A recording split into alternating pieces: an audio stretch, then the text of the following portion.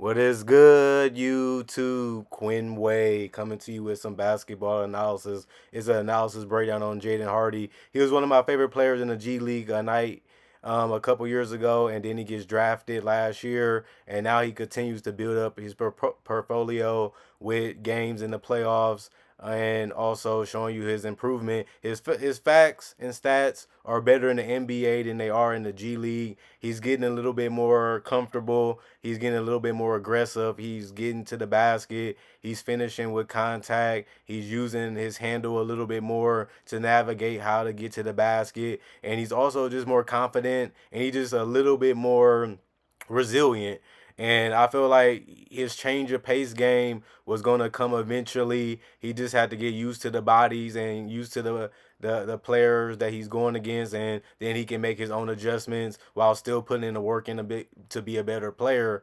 But I love what I have seen out of him, and I love what I see out of the teams trusting him to make decisions. And he can make jump shots too. He never was a great shooter, but he was confident even in college. I mean, even in G League, even in high school for that same reason. And they put the ball in his hands to see what he can do. Sometimes you can make a pass or you can make a basket. And he was able to do that even in the NBA, which we are seeing these first 2 years. And you look at his 3 point percentage actually went up too. And it went up by a significant mark. And he's playing at a longer three than he was back in high school, but the G League prepared him for that, and all he had to do was take his game to another level, and he would get minutes, and he ended up getting those guaranteed last year as one of their best players. And this guy has really been great at the mid range. He comes off those screens ready and confident, and he pulls up, and he likes to create a little space with his legs to make sure he can land it and make sure it feels good leaving his hands. And he can do it off the dribble too. He likes getting closer to the basket so he can just rise up and put it in. And that's a strong suit for him. And I like the fact that he likes to set his feet. He likes to keep that repetition going. And I think that that's what made him a better 3 point shooter was, knowing how to get in his spots and get to the open spots and playing with guys that like to get him the open shot. Shooting guard, you have to be able to play on and off the ball. And he was one of the best combo guards in that entire draft. And we all knew it and we all believed it. And now he's showing you why we're right. And I just wanted to give him a lot of spotlight for that. Just being able to shoot in the corners, also being able to shoot at the top of the key, but being able to put that ball down and hit a mid range or a layup or get all the way to the basket for a layup or a dunk is just essential to combo guard strategy. You have to be able to score in multiple ways if you're a shooting guard. You have to be able to finish at that basket, and he's still getting his body where it needs to be. He's still getting his confidence where it needs to be. He only been in the league for 2 years, and now he's getting valuable minutes, and he's becoming one of their most reliable players.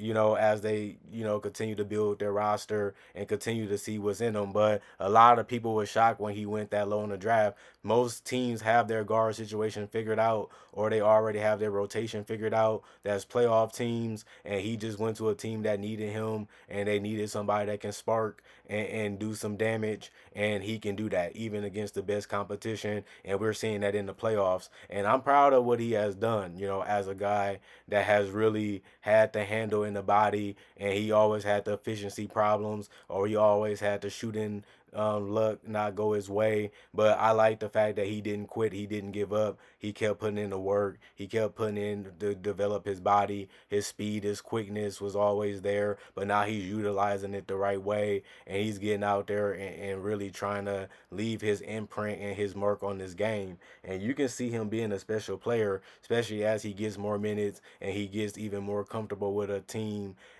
He can be a difference maker, and we're seeing that in the playoffs. That when they rely on a guy, he's the one that's scoring, he's the one that's making decisions, and that's what you want your guards to do. And that's something that he's really showing, early in his career as he's getting ready for year three in a couple months.